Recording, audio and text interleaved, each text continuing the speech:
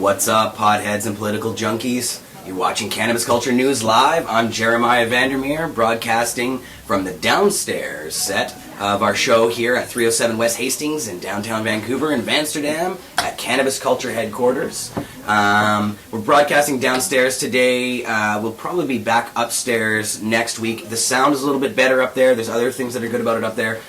Just working on a new setup there as well, so we'll have that back for you next week. We're going to do things down here. If you guys have problems with the sound, please let me know in the comments as usual, and we'll take care of business and make it as good as possible for you guys. So, first off, we got a good show for you today. Big news in the world of marijuana in the United States. 26 to 30, we're not quite sure, raids in the state of Montana on medical marijuana dispensaries, pardon me, from the U.S. federal government. So the U.S. feds coming into Montana, 26 raids at least in 13 different towns across Montana. We're going to talk about that with John Masterson, the founder and director of Montana NORML. This is a really scary thing because this comes after, there's also a couple other raids in California that happened over the past week, but all of these raids are coming after a memo was released by the United States federal government earlier this month. And in that memo, and actually on the front page of Cannabis Culture right now, you can go and read this memo. It is the Hague memo, named after, I'm just going to get the right news here. The Hague memo written on February 1st, 2011, from U.S. State's Attorney Melinda Hague. She's the Northern District of California U.S. Attorney. And she wrote this memo basically saying that all bets are off when it comes to medical cannabis in the United States, that medical cannabis is illegal, and that they will vigorously pursue people who are selling cannabis, even if it's medical purposes, against the state law. So even though it's legal in the states, the federal government is now announcing that they're going to go after these people. You might remember there was the Ogden memo that came out in, I believe it was last October, and that suggestion, Obama was basically saying, or it was a few Octobers ago now, Obama was basically saying that he wasn't going to go after medical marijuana users and if people were following state law. So it looks like that is changing now. We will talk to John Masterson from NORML about that, and at the same time that all this stuff is going on with medical marijuana, there's a lot of U.S. states that are trying to legalize marijuana for everybody, recreationally, and other states that are trying to legalize medical marijuana there. And in Washington State, there's a full legalization drive. And there's actually two legalization drives simultaneously going on. One is a ballot initiative, and the other is a bill in the House of the Washington State Legislature that would legalize marijuana and make it available for purchase in state-run liquor stores.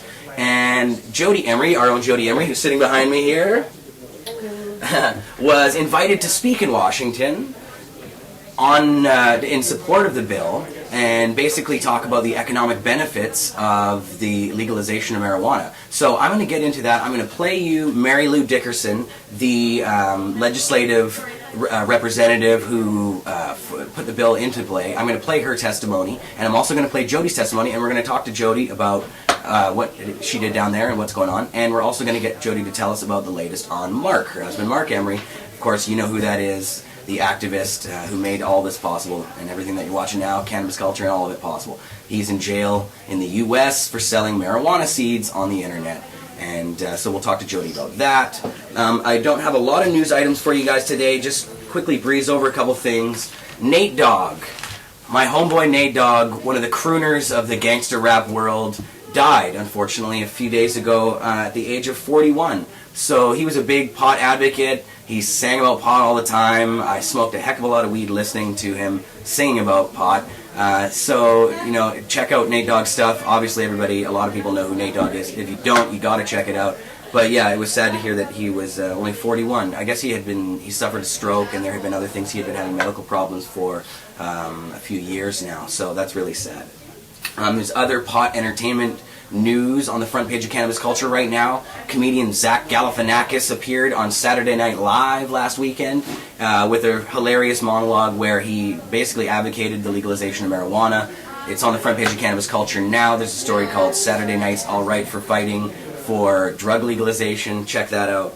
And also on the front page of Cannabis Culture now, a blog post I wrote about Cheech and Chong on The Simpsons.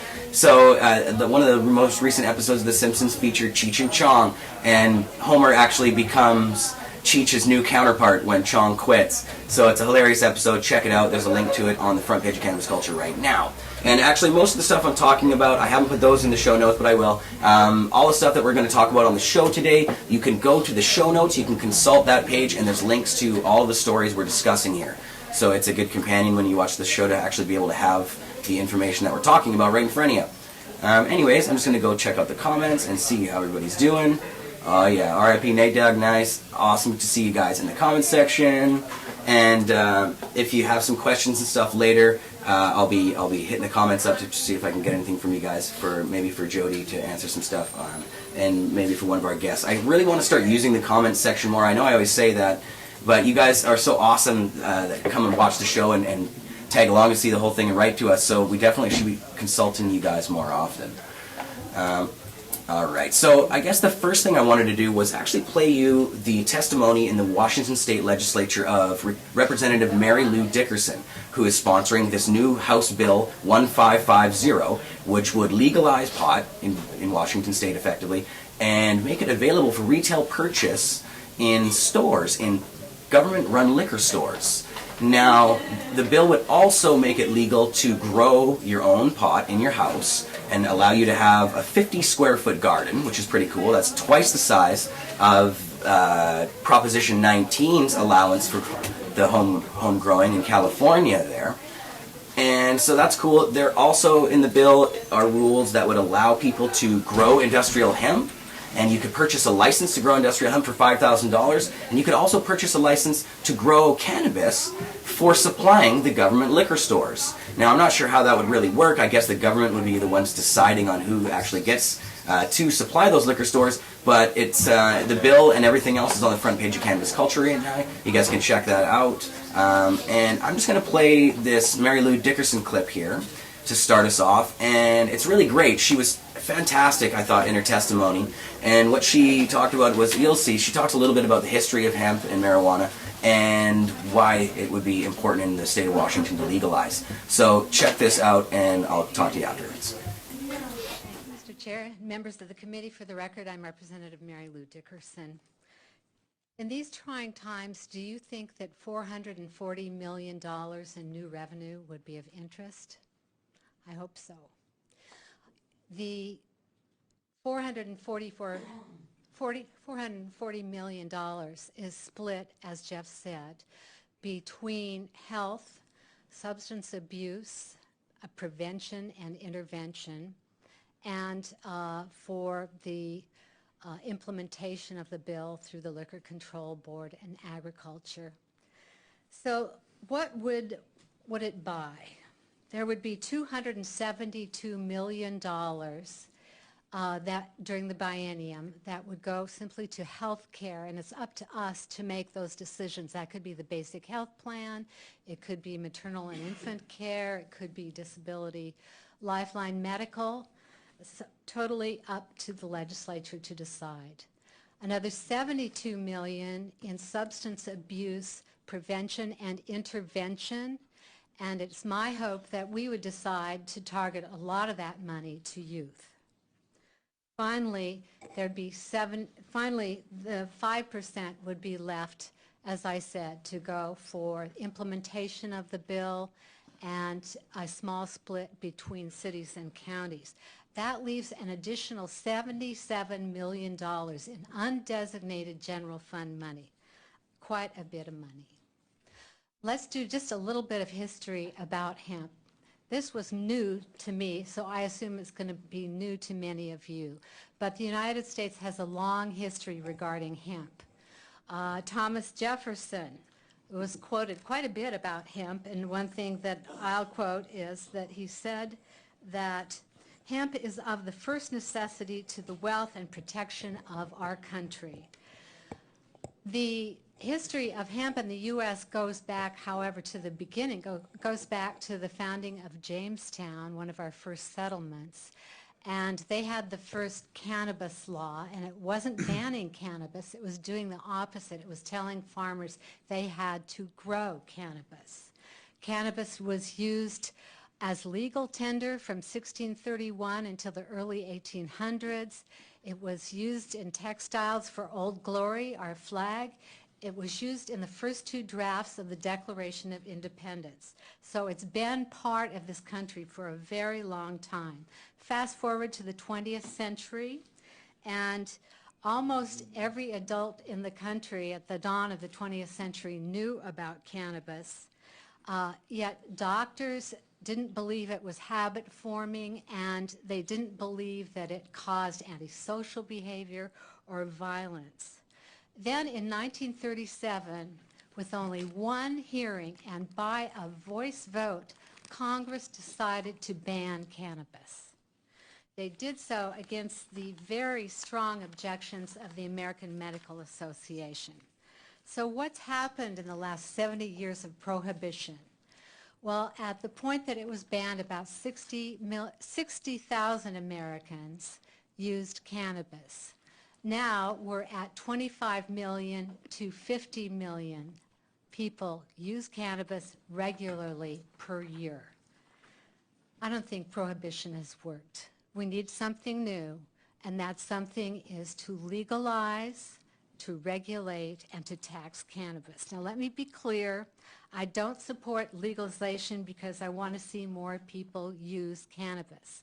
I support it because I know an incredible amount of people actually do use it. Why shouldn't the state reap the benefits from that use rather than drug cartels or criminals? Not only will the state generate profits, it will also decrease costs because the state spends about $25 million a year to arrest, to incarcerate, and to provide for the prosecution of people who simply have possession. So let me get a little bit of water here because my mouth is dry. Okay. Representative Dickerson, you have very little time left. Okay. There's also domestic hemp, which would be of great value to us. We can grow it here and reap the economic development benefits. I would say that one argument you probably will hear is that we shouldn't do this. Well, the argument that every state should wait for the federal government would guarantee that no one actually takes the lead in dealing and providing for saner policies. That's why the Seattle Times agreed that Washington should be the national leader in replacing the failed policy of prohibition. $440 million, an additional $50 million per biennium in savings, additional money from the sale of industrial hemp. It's a powerful amount of money. We grew up with marijuana. It's time we grow up about marijuana. I urge you to pass this legislation. Thank you. Thank you. We'll now move to... So, that was Representative Mary Lou Dickerson, and I have Jodie Emery here, Hello. who, if you notice, was actually sitting right behind Mary Lou Dickerson there, the representative, which she was invited to go and testify in the Washington State Legislature, Yeah. believe it or not. Yeah, I'm gonna move invited by camera a the little bit. representative herself, actually. Right. Dickerson, Representative Dickerson's assistant sent me an email on Monday asking if I would testify about the business side and the emotional, personal side of marijuana and marijuana prohibition. So it was pretty fascinating because also sitting in that same seat, the next row to testify would include John McKay, the previous prosecutor in Marc's case, the one who was initially involved, who got fired by George Bush and now thinks we should legalize. So that was an interesting exchange, and I don't know if there's other clips yet. Probably not. I have some on my computer of me meeting him, but... Right.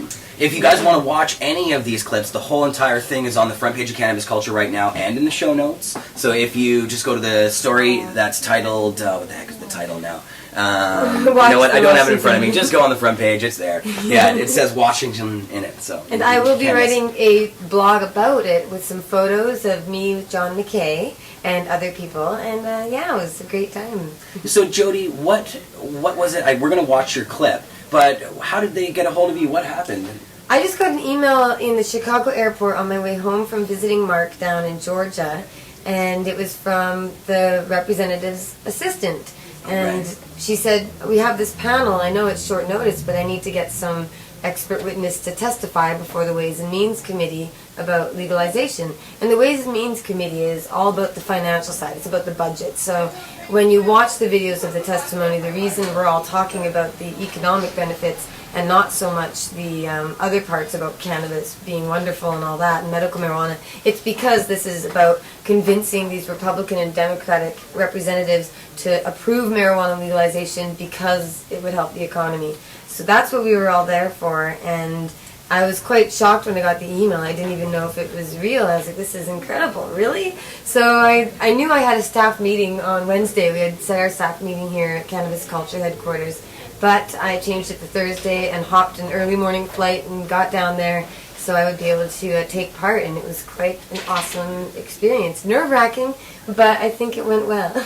It went very well. There was a lot of great testimony. Yes, from everyone else was everybody. phenomenal. Yeah. Sitting beside me behind the actual table there is a white-haired gentleman. His name is George Rohrbacher. He was a state senator of the Republican side down in Washington, and he testified about hemp farming and how that would be great, and how he's a medical marijuana user, and how he was even a recreational marijuana user. So I'm sitting here in the United States in a state legislature, watching a woman tell them they need to legalize marijuana, and sitting beside a previous Republican senator, and he's saying that we need to legalize hemp. And I'm so envious that in Canada we don't have that. We don't have representatives or members of parliament who are allowed to even stand up and say we should legalize it. They are controlled by their party leaders, and that's a damning commentary on Canada when people think we have a great democracy and all. Well, I'm telling you, I saw some sort of real democracy in action down there, because sure, the public wasn't invited to testify, and I know that it was an honor for me to be able to even set foot in that room, but the fact is they can sit there and say what they want and say what they want their people want. They get real representation in that regard. Here, the best member of parliament we have is Libby Davies, and she is amazing, but she can't even say legalize it. She has to talk about how prohibition is a failed policy and the social justice side of it. She can't be a champion for marijuana. But there you saw Miss Representative Dickerson saying that their country is founded on hemp. Yeah. That's phenomenal. I was sitting there going, I know, a government I official can't saying believe that she stuff. knows It's this pretty much. And amazing. she's telling these 20 very important, it was awesome. And oh, America, you do have hope. Yes, it's true. I know we were talking about this yesterday. Jodie was saying that, in Canada, we always thought that we were the ones who were really far ahead and always assumed that we'd be the first ones to do this legalization stuff. And man, the tables have sure turned. There's just a lot of stuff going on in the U.S. right now. And it's Well, very that positive. even in Washington State, you're legally allowed to have a medical marijuana collective where people can get together and grow plants together, and as long as they don't sell it, they can share it with people. I mean, we don't have any sort of legal protection here except for individual growers, for individual med patients under the federal government's control. Right. Not at all the same as we're seeing. I didn't even realize Montana, for example, we're going to be talking about that state. I didn't realize they had so much going on either. I'm like, it's No, phenomenal. and see, now that's where the problem comes in, because in the United States, it can be legal on a state level. Yes, but it that is doesn't mean that. it's legal on the federal level. Yeah. And that's what this show is going to be about for the second half today, is the feds coming through and going into what are legal in the state medical marijuana facilities and raiding, seizing all their stuff. $4 million they seized in Montana, this latest one. So it's big business for them as well. So the state still has a long ways to go, that's for sure, and it's not perfect, but at least there's a lot of stuff moving. And man, when you look at the magazines and you see all the advertisements for all these dispensaries and just the mad amount of stuff that's going on down there, there's so many people involved. And It's to really think, and makes just me happy. to remind everybody that Marc was one of the only companies that would send marijuana seeds to the U.S., and he sent millions of them, as he has admitted and pleaded guilty to. He sent millions of seeds, thousands and thousands of strains, to California when they first got medical marijuana in 1996. And from that point on, California has exploded and it's spread all across America. And Marc sent seeds to, I think, every state. So, you know, he did help plant those seeds of freedom to overgrow the government, and it's somewhat fitting that he has to just be down there to experience what may be the last time that people are put away for pot. Who knows? We can only hope. Yeah, I think it could be the beginning of the end of prohibition, but of course we have a greater battle to fight against just the global government controlling what countries are allowed to do with regard to all plants and seeds and whatnot. So, right. Struggle never ends. No, and it's not, as Jody said, it's not just a war on marijuana either. They're going after all kinds of natural herbs and other things that people have been using for thousands of years.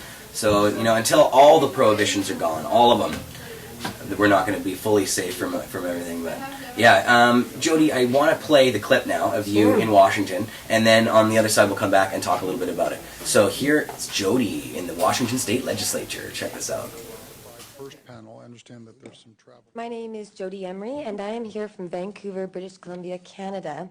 And it is a place where cannabis is tolerated, as many of you may know. And that has led to a safer environment for people to use and to grow cannabis. And that tolerance also allows for businesses related to cannabis to operate transparently and contribute to the economy through employment and tax revenue. I run a store in downtown Vancouver that employs over 20 people. We pay property taxes, sales taxes, payroll taxes, and we sell hemp clothing, hemp accessories, books, magazines, novelties.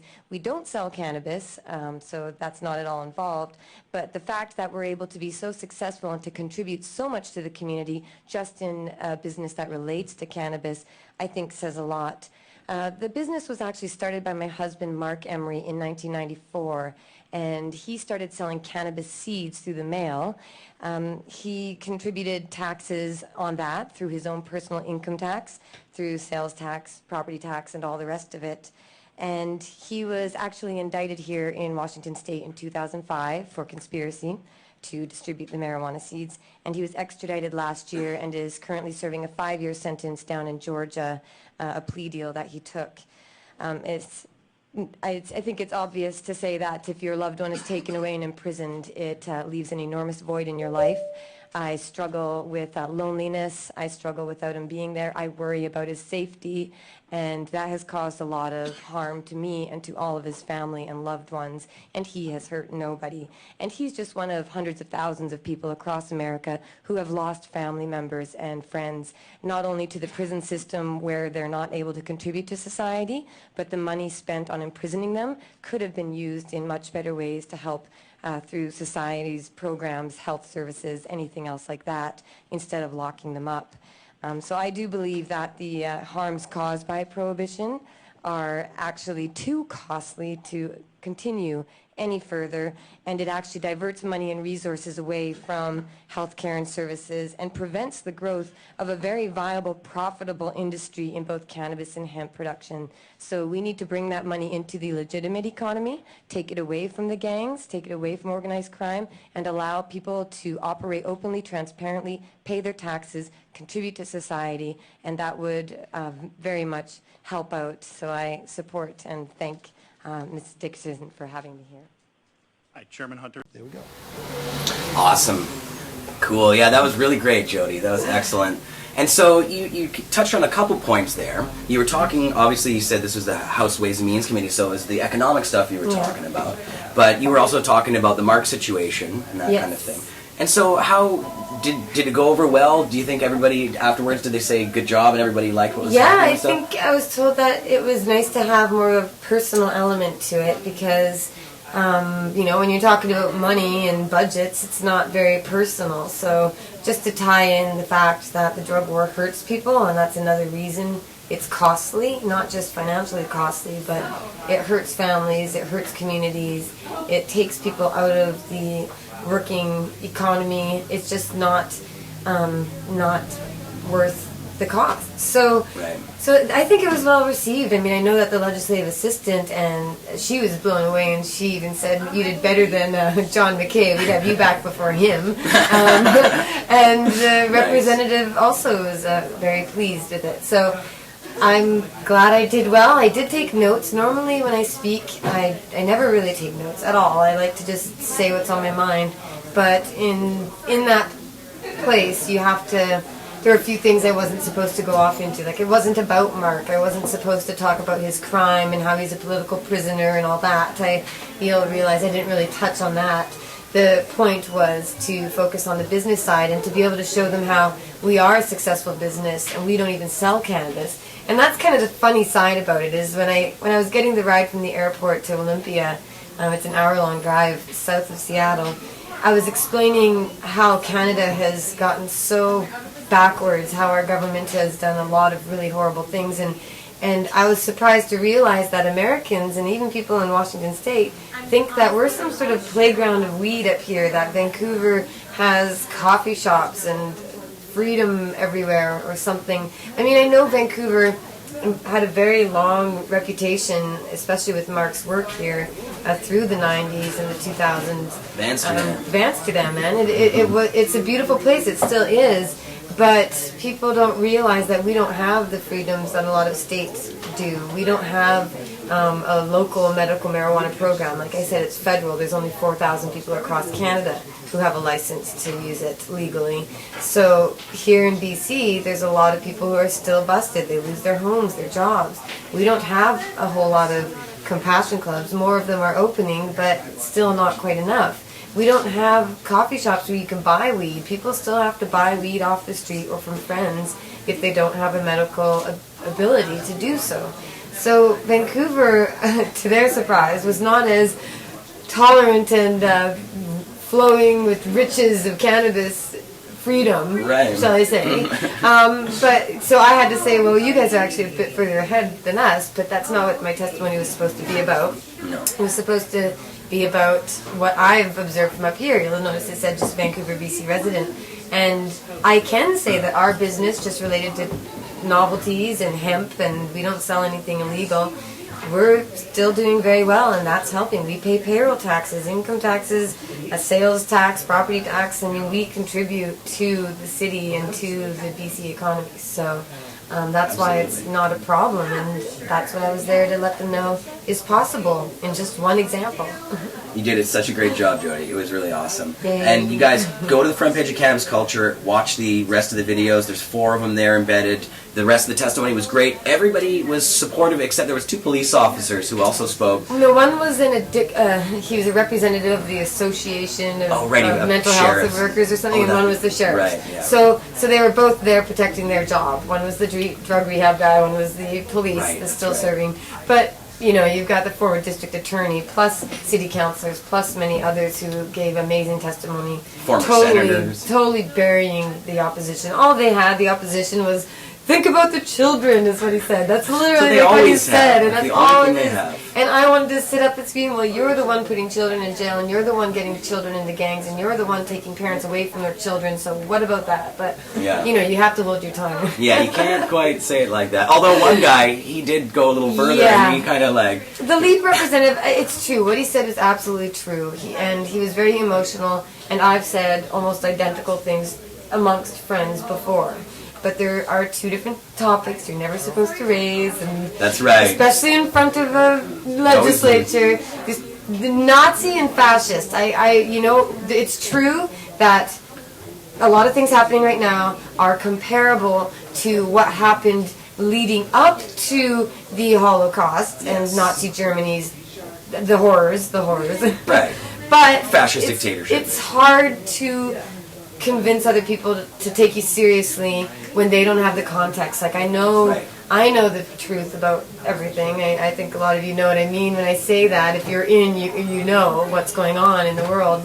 But it's not taken seriously by people who haven't had the opportunity to learn about everything that's going on. So, you know, when I first came around here to this building, I remember David Levine bringing up the Nazi fascism sort of stuff, and I was like, what are you talking about? How dare you? This isn't like the ovens, you know, and a lot of people say that now if they don't understand, but I know what he means by that now. You know, I have the context over years of putting myself into this issue, you know, but you have to know who your audience is, and you have to get your message to appeal to them. Be strategic about your talking points. Yes. You know, if you go in with the craziest, you know, saying things that are foreign to people, they're not really going to be one to your particular opinion. Yeah. You kind of have to finesse them a bit.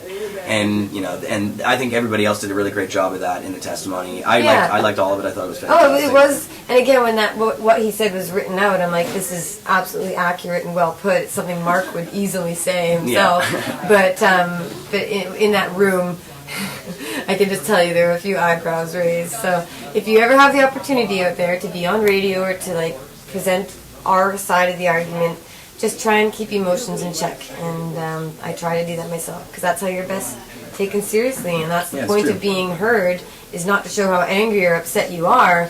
It's to get other people to agree with you. Exactly. So, Jody, I wanted to move on to Marc. We should talk about Marc. All right. And what's going on. What's the latest news with Marc in Georgia? Well, he's doing pretty well. There's not too many changes lately. If you've been reading his blogs, you know about the spider bite. That was really bad. It was like this big and big open wounds like this that was bleeding and pussing and blah. That's horrible. But he got some medical treatment. He's been looked after pretty well, and he's quite healthy, really. So he's super busy. He just finished writing, actually. He's really excited about this. He's written a 14-page essay called A Conversation with the Grand Inquisitor or something.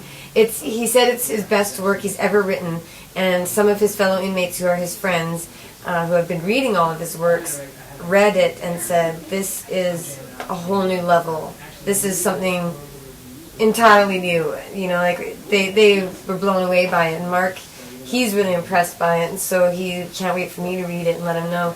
It's basically includes everything that's going on in the world. I don't know how to. That's a lot. Yeah.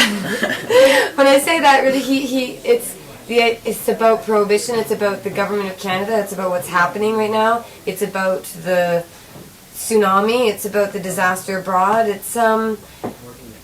But Marc is very brilliant. I mean, that's why I love him. He's got something especially brilliant in his mind. I'm trying to think. Genius is a word I could use. I mean, he has a way of saying things and putting the truth out there. I always thought, before I ever worked here, I thought Marc was one of the greatest orators of our time. Seriously, when you listen to him, he's so articulate, and he's a great storyteller. Yeah. And that's really important. And he fires people up too. Like there's a difference between Marc's a great orator. He can fire people up, and he tells truth, and he's very emotional like that. Where my skills in the same sort of theme are more of the, now I'm going to approach all the mothers who are worried about their children smoking pot, and all the, you know, I try and be the, I don't know what it would be called, but well, you provide a nice balance to it. yeah, because everything he says, not everything he says I agree with, but I really do. I don't really agree with his presentation of things, as I guess you could say. I do agree with pretty much everything he does say, not just because he thinks of it, because I've looked into it myself and I know it's true. Mm-hmm. So Marc's amazing in that way, and his writing is excellent. So if you haven't read his blogs, please do. CannabisCulture.com. There's a really great one up there right now, and I'm posting another one tonight. Yay. And man, there's a lot of fascinating stuff going on. So there is. Yeah, on the front page of Cannabis Culture, on the right-hand side under the blog section, you can find Marc's latest blogs. They're always posted there.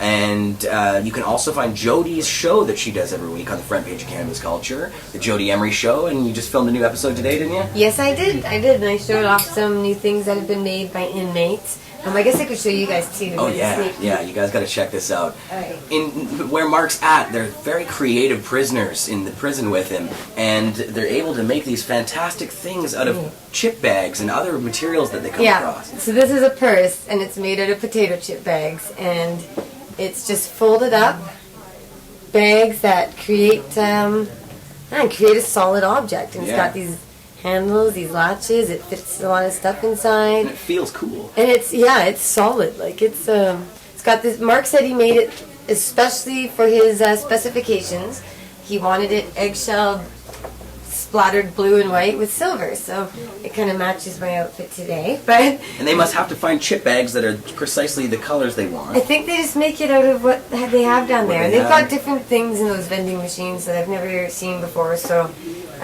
we don't have chip Right. bags like that up here. No. But this one's very special. It's a jewelry box, and it says Jodie on it. And I'll show you up close. And this is done by a gentleman who does all the writing and stuff on all the artwork I've shown in my videos. And it's even got a mirror inside. Look at that. There you guys are A watching us. heart-shaped mirror, which they actually had to carve down into that shape, didn't they? Yeah. It was a round mirror and it was carved up, and this is solid. It's got little feet on it and everything. Potato chip bags. I know. It's like so it's so this is how I know that if the Armageddon comes, we can still have nice looking stuff. cool. Yeah, exactly. Just take some garbage and make a perfect. Hey, Yeah, there you go. things will be fine. turn all the old junk into new, shiny It's stuff. beautiful. A man's trash is another man's treasure, of course. Absolutely. Cool. Well, Jodie, that's awesome. Great. Um, Thanks for having me on. yeah, I thanks know for we've coming got to hear on. about what's happening in Montana. Montana, that's right. And it's We're gonna have true, John there's- Masterson on. There's been I read that article. It's pretty worrisome. So Yeah, it's scary. And so the article Jodie's talking about is on the front page of Cannabis Culture. It's called "Feds Threaten State Dispensaries Nationwide." Yeah. And I don't have a screenshot of it for you, but here's the posted one. Yeah, and I want to read you guys a little bit of this article just before I bring on John Masterson from Montana NORML. This is scary stuff. So let me just start. This article's from the Cannabis Therapy Institute. It was a press release that they issued. And it starts off here, in a little publicized memo, the U.S. federal government has indicated that the gloves are off with regards to medical marijuana dispensaries, regardless of state laws. Regardless of state laws. Previous memos had indicated a loosening of federal prosecutions of medical marijuana. However, the new memo states very clearly that the feds consider all dispensaries illegal under federal law, and that their prosecution is a core priority of the feds. So not only are they saying that they're doing it regardless of state laws, but they're making this a core priority. So they're really ramping up. You can actually read the entire memo if you click in that article. There's a link to it here, and I'll just throw it up on screen there. This is the memo they're talking about, the Hague memo, written on February 1st, 2011, and that was by U.S. State Attorney Melinda Hague from the Northern District of California to John A. Russo, Esquire, Oakland City Attorney, in response to an Oakland City Council request for guidance regarding medical marijuana and federal law. The memo was written with consultation and approval from U.S. Attorney General Eric Holder. So this is the real deal. This is coming straight from the top, and they're trying to give these guys some info on how they should act in Oakland, and that affects everywhere, the federal laws all across the country, what they're saying in this memo. You know, it's funny because the way it works with federal law and the government often is it's not necessarily set in stone in law, it's how they enforce these laws. So the laws can be on the books, but it's about how they're actually going out and doing this stuff. Now, Obama, back when he first came into office, he started talking about the medical marijuana thing, and he said he didn't want the DEA and the federal government to go after medical marijuana users if they were, and at the time he was insinuating the industry as well, if they were following state law. So now they're saying, well, we're not going after users if they're following state law, but we're going after the distribution model, we're going after anybody who's making money on it because it's against federal law. So that's the way things have changed. Let me read the rest of this to you. The Hague memo clarifies the Ogden memo, and that was the original one where Obama said to basically Holder said to lay off Holder's guy Obama's guy Holder, Eric Holder, he's the Attorney General. And so this was the Hague memo clarifies the Ogden memo, which was written by former Deputy Attorney General David W. Ogden on October 19th, 2009 for the Justice Department. The Ogden memo seemed to indicate that the new Obama administration would restrict federal prosecution of medical marijuana providers in states that had medical marijuana laws. This was heralded by many as giving them the green light to pursue medical marijuana activities as long as they were in compliance with state law. The Hague memo clears up that misconception with some very unambiguous statements. The memo says clearly that feds will not look the other way on medical marijuana. The Hague memo states very clearly that the feds will continue to investigate, arrest, and prosecute medical marijuana dispensaries in every state, regardless of state law. I'm just going to read a couple quotes actually from the memo here. I'll throw that back up. We will enforce the CSA vigorously against individuals and organizations that participate in unlawful manufacturing and distribution activity involving marijuana, even if such activities are permitted under state law. So they're spelling it out about as straight as you can get. Here's another quote. Others who knowingly facilitate the actions of the licensees, including property owners, landlords, and financiers, should also know that their conduct violates federal law. So they're specifically calling out people who are investors, people who are landlords.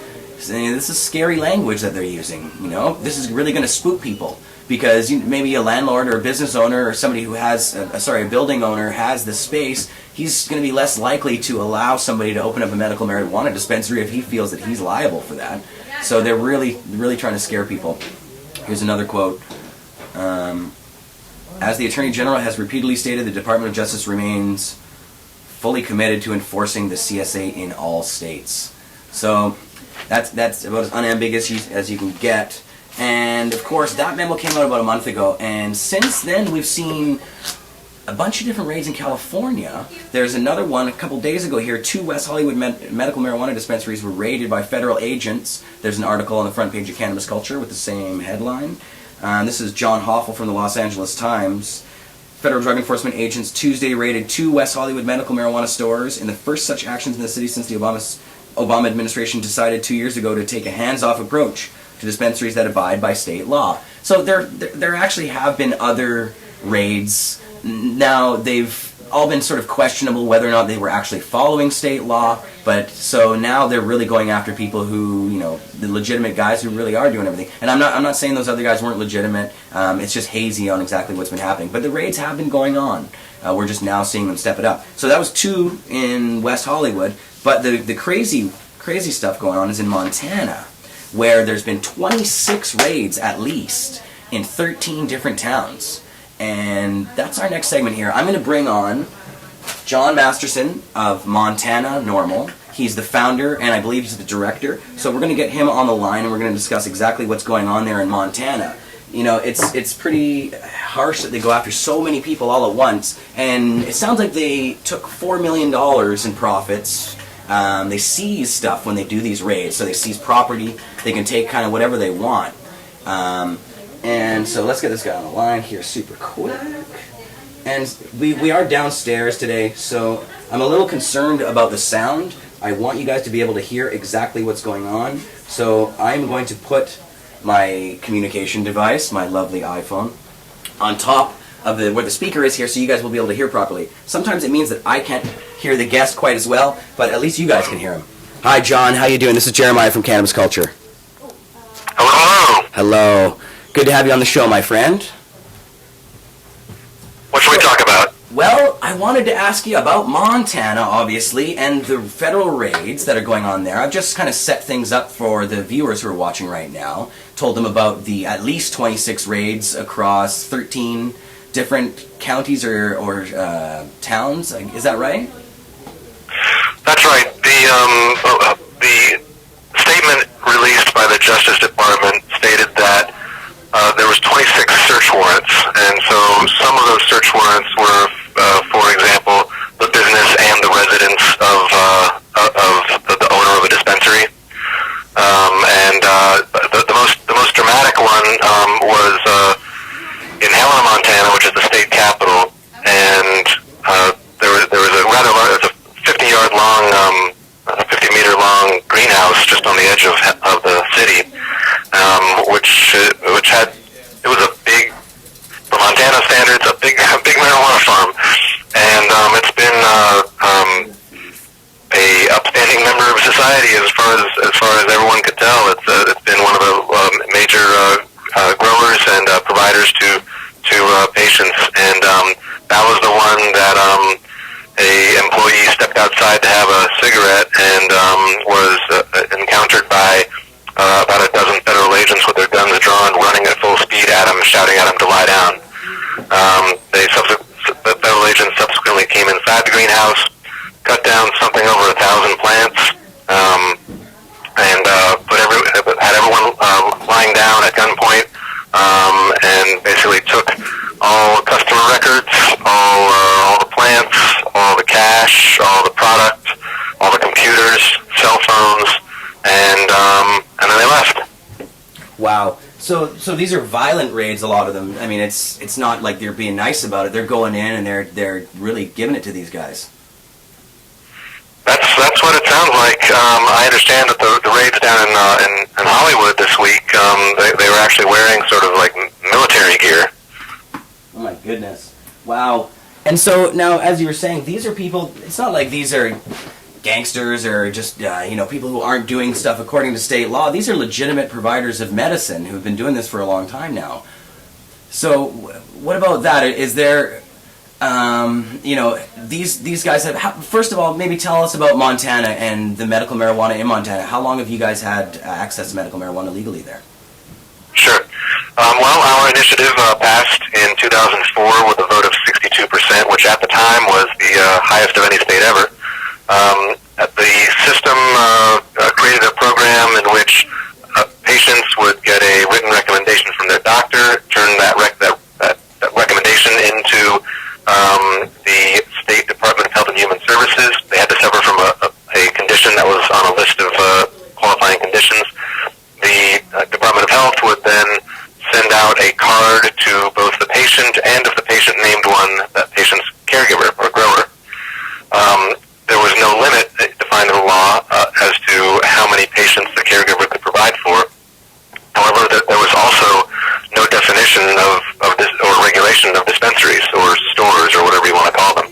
The language of the initiative contemplated a solely individuals serving other individuals. But after the Obama memo, or as it's more technically known, the Ogden memo, in October 2009, a lot of growers felt like it was okay to open up storefronts and form LLCs and corporations and start advertising and being basically a marijuana store for cardholders. Right. And so over the last 2 years, there's been a growing sense among the public that things were getting out of control because there was suddenly stores with flashing green neon lights that were giving away free joints for every customer sign up and lift tickets up for the ski area and things like that. And it didn't help matters that there was what was called at the time a cannabis caravan of a large Winnebago type vehicle that would drive around the state and set up in warehouses or hotel conference centers a sort of mass screening in which people would come and stand in line for 5 hours and see a doctor for a few minutes and get approved. And so the number of patients escalated rapidly throughout, particularly last year, 2010. And so what has happened politically is that first the cities all started passing bans and trying to sort of zone things and regulate things with some success, some more success than others. Two of our larger towns / cities banned it outright. Others banned stores outright. That is, others defined a certain number of stores that could be allowed, and others, like Missoula, where I live, really defined no regulations at all. They had a special business license form where you were requested to indicate the location of your grow, but other than that, there was no problem. But what finally happened, as our legislature convened this January, was that the Speaker of our House of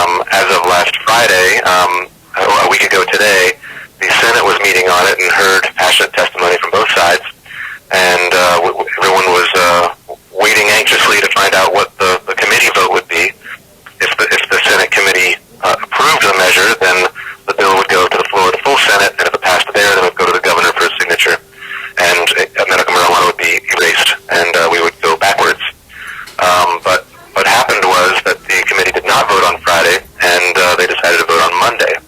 And right about at the moment that that committee convened on Monday morning, coincidentally, supposedly, these raids transpired. Wow, very political then.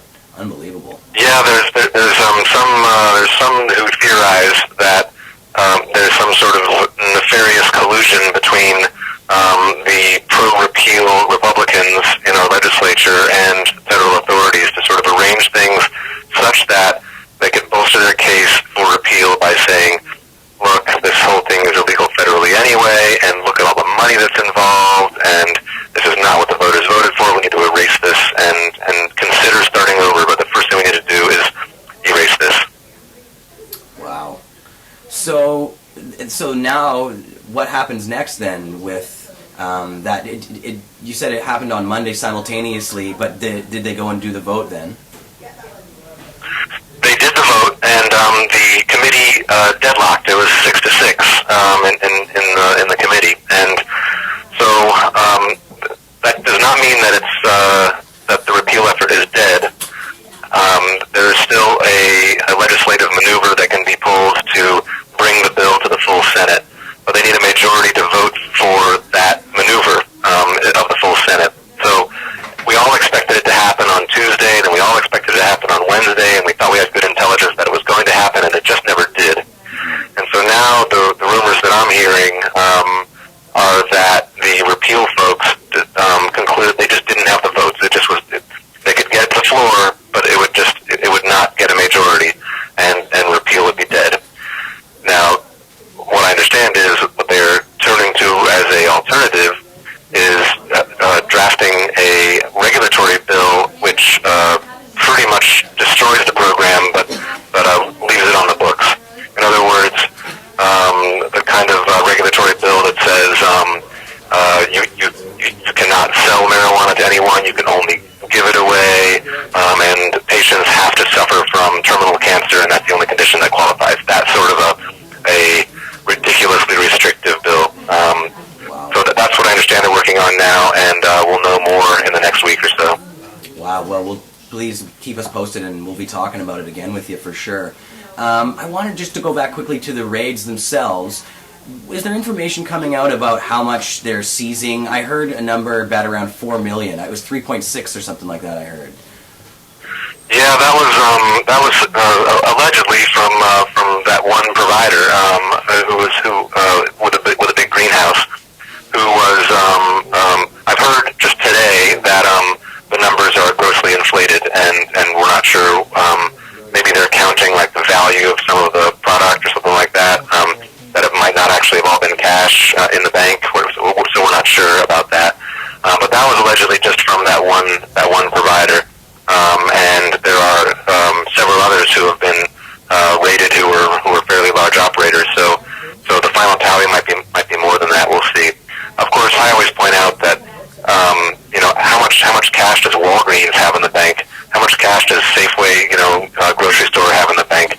Successful businesses make money, and that is not in itself evidence of any wrongdoing. No, absolutely not. And what I was kind of meaning is just the big business of these raids. I'm not sure if it's quite the same there in Montana, but here in British Columbia, the police are actually allowed to go and pretty much take whatever they want when they do these drug raids. And they actually sell off the stuff, and the money comes back to the police department itself. Is there that kind of stuff going on with civil forfeiture in Montana? Absolutely, yeah. Asset forfeiture is a grotesque twisting of justice, in which the authorities can take everything you own, not charge you with a crime, and your property is guilty until you can prove it innocent, which you have to do in a court of law at your own expense. And so I have no doubt that if they did indeed seize $4 million of quote-unquote illegal marijuana money, then they will be using that money to buy new guns and trucks and God knows what else. Wow. I should point out also that there were 22 different state and local agencies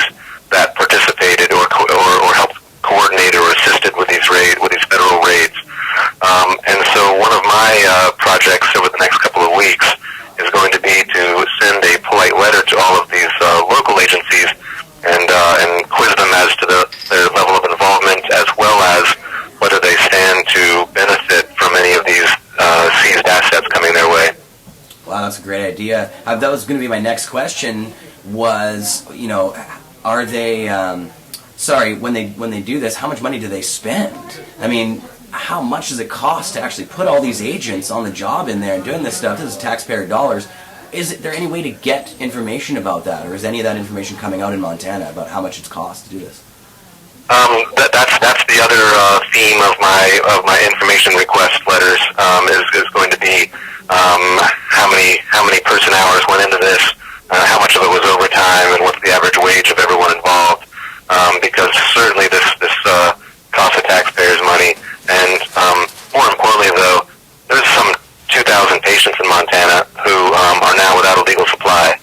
And I just heard a rumor today that our Department of Health is working on sort of a fast-track process for patients to change their caregiver, because currently under the law, it's only legal for a caregiver to sell to a patient that has named them as their sole and only caregiver.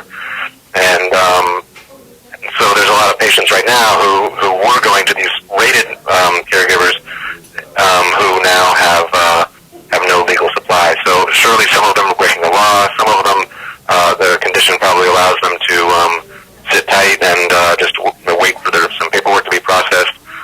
But I really feel for the ones who have never broken the law before, have the state law, have only worked within the confines of the state medical marijuana program, and for whom marijuana is truly a near miraculous medicine. And I've met some of these people who, if they don't have their brownie every night, then they have violent seizures all day the next day. I mean, it can be that serious for people. And so these raids really showed a callous disregard for patients, and to say nothing of the federal meddling in state legislative politics. In Montana now, are any of these dispensaries that were raided, are they opened again? Are they planning on opening? And as well, how many other places are there for these patients to actually get their medical marijuana? I understand that some of the raided facilities are pretty much opened up the next day. That takes some certain courage, perhaps foolhardiness, but I understand that some of them open up the next day. Others are basically getting out of the industry. They just they don't want to risk anything further, despite the fact that no one's actually been arrested.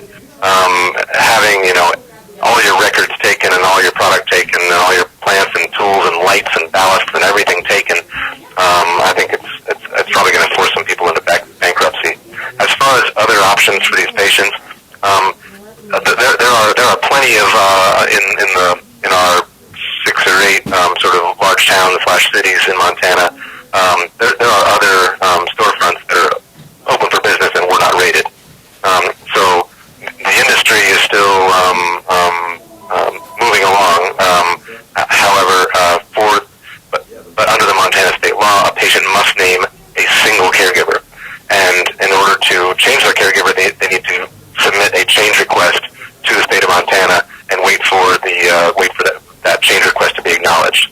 That has been taking weeks, but supposedly the Department of Health is trying to fast track these requests. Well, I have a feeling that we're going in another direction here now when I read the Hague memo, which kind of overturns that Ogden memo you were discussing there. Have you seen the Hague memo? And do you think that is this all being done in coordination? I have seen the memo, and actually I've got it up on our blog at blog.montananormal.org. But it's an awful change. The original Ogden memo seemed to indicate that as long as you were playing by the state's rules, whether those be rules for caregivers or patients, then you were not on the radar, so to speak, of the federal authorities. With the release of this new memo, which of course was a response to an information request from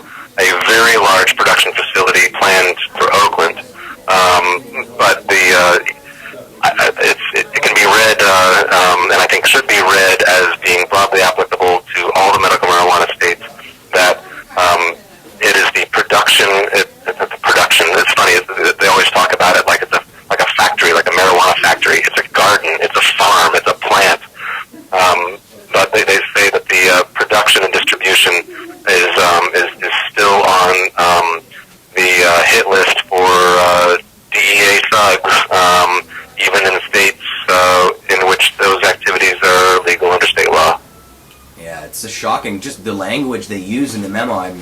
It's obviously pointed in this direction. They're really getting serious now about it. It seems very odd because it's such a turnaround from the Ogden memo. It's just very strange to me that it's all happening right now. I guess maybe we're moving into election time or something. I'm not really sure, but I wanted to ask you, John, about what people can do in Montana or across the U.S. or North America to help you guys there. Sure. Well, people who are in Montana, western Montana in particular, there is a protest and rally tomorrow in downtown Missoula in Caris Park starting at noon. Show up early to get free pizza. And then from there, of course, Montana NORML can always use your donations, but probably more important than that is to call federal officials, including the comment line for President Obama, as well as the comment line for the Department of Justice, and your elected representatives in Washington.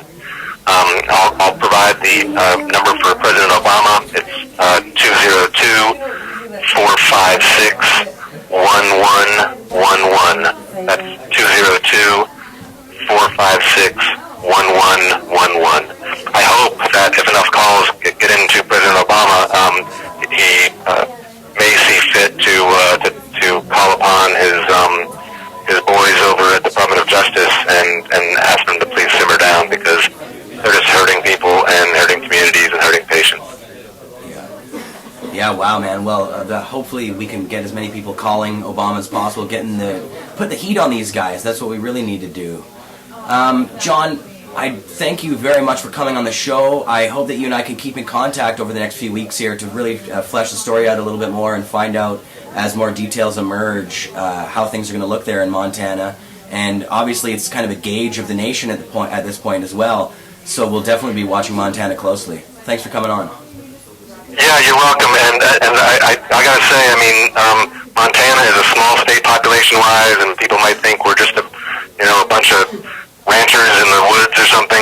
But if medical marijuana is repealed in Montana, that will send aftershocks across the nation and even the world. So this is an important fight, and so I appreciate if you and your listeners and watchers can keep track of what's going on here and help any way they can. Awesome. Well, thanks a lot, John. We appreciate it. Good luck. All right, thank you. Bye-bye. So you heard it, guys. Do everything you can to help them in Montana. This is getting crazy. Battleground Montana. So if you go to the front page of Cannabis Culture, you'll see in the show notes, I will put in the information that John's given us at the bottom here, so you can contact government officials there in the U.S. and tell them what you think about this whole thing. Excellent show today. Thanks for watching, guys. I appreciate it. We're wrapping up just after 5 here. Yeah, Jody. Yeah, oh, and before I go, I want to say hello to Mr. Dana Larson, who's hiding here, and also tell you guys to go to votedana.ca. There it is. Go to votedana.ca. Yeah, to find out how you can help Dana. Dana, how can people help you? Well, our campaign's going great. If you like what you're hearing from votedana.ca, join the NDP in British Columbia or anywhere else in Canada. Get involved in our party. And if you want to donate money, anybody in the world can make a donation to our campaign. I'm bringing up a lot of important issues. I'm talking about cannabis issues quite a bit. My campaign is based on democracy, sustainability, social justice, and smart on crime. And you can donate by PayPal. You can send us email money transfers. There's a lot you can do. But certainly running this kind of campaign is not cheap. But we're going to be traveling all around the province and talking about prohibition and the drug war and marijuana in a lot of these places. And I'm really enjoying the campaign. I'm getting a really positive response from the grassroots of the party. It's really, I think it's really going well in terms of bringing up important issues and getting things out there. So yeah, definitely, if you go to votedana.ca, you can see what I'm up to. We've got a lot of videos on YouTube and more to come. And definitely, we need your help. We definitely need a lot of help for everybody out there so that we can bring this message forward and make sure that the NDP really becomes the voice of the cannabis movement and works at all levels to end this terrible war on our people. Exactly. So if you're in BC, Dana's running for the leadership of the BC NDP, and he needs everybody's help here. So go to votedana.ca. And as well, on the front page of Cannabis Culture, yesterday we put up an interview that Dana did on CKNW. It's a fantastic interview. Make sure to check that out. I will add that into the show notes as well. so you guys can listen to exactly what Dana's talking about with his campaign. He kind of went through everything in that interview. No, that was great. Yeah, CKNW, they gave me like 20 minutes, and we were able to address a lot of issues and talk about a lot of things, and it is linked on CC. It's also on the Vote Dana page as well on the top. You have links to the 2 parts of the video or the radio interview, and yeah, if you want to know what I stand for and what I believe in, that 20 minutes will give you a really good idea. Exactly. And Tommy Chong is supporting this guy. Tommy was here. If you guys have been watching the show, you've seen the coverage of it. Tommy did 2 fundraisers for Dana, Tommy and Shelby, which were amazing. And Tommy actually came to the CCHQ store here and played the guitar upstairs in our lounge. It was really fun. I'll add that to the show notes as well. If you guys haven't seen that stuff, you gotta check it out. Yeah, I mean, if you believe in the cannabis culture, you know, Tommy Chong joined the BC NDP to support my campaign. If it's good enough for Tommy Chong, I'm sure it's good enough for you out there. You can join the NDP at ndp.ca/join. If you're in BC, just add a BC at the beginning, bcndp.ca/join, and you can, it's too late for you to join and vote for me as leader of the party, but we're doing a lot of stuff in the party. We've got a group called End to Prohibition. We're online at endtoprohibition.ca. There's going to be a federal convention coming up this June, unless maybe a federal election puts the kibosh on that or delays it a little bit. Probably have a provincial convention here in the fall. There's a lot going on in this province and across the country within the NDP, and I urge you to get involved in the party and support the work that I'm doing, and together we can change things in this country and lead the world. Awesome. Thanks, Dana. Excellent. Okay, yeah, thanks for having me here. I'll have you again soon. And actually, I'm going to take this bong rip at the end of the show here, and that'll be it. Let me just grab this lighter here. I'm going to steal it from our awesome tethered lighter thing. If you haven't been to our store before here in Vancouver, we have all kinds of awesome pot stuff, including these great tethered lighters. Lighter leashes, they call them. That's what We the have name free is. Marc Emery later leashes. Yes, You can and buy them online, cannabisculture.com/store. exactly. CC online. Go to cannabisculture.com/store. You can get all kinds of good stuff there. So I'm just going to take this bong rip, guys. And if you're out there, we didn't get to say happy 420 to you guys as it passed by, but light them up if you got them. This is actually some keef I have here in the bong on top of a roach because I'm out of weed right now. So I'm scraping. I know. Oh, jeez, you should. People will help out. I'll be getting more weed soon.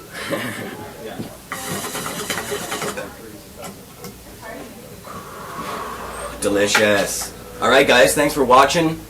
You guys kick ass. I love having you here. And I'll see you next week. Another 4 p.m. Friday show. Oh, that was a good rip. Thanks guys. Peace.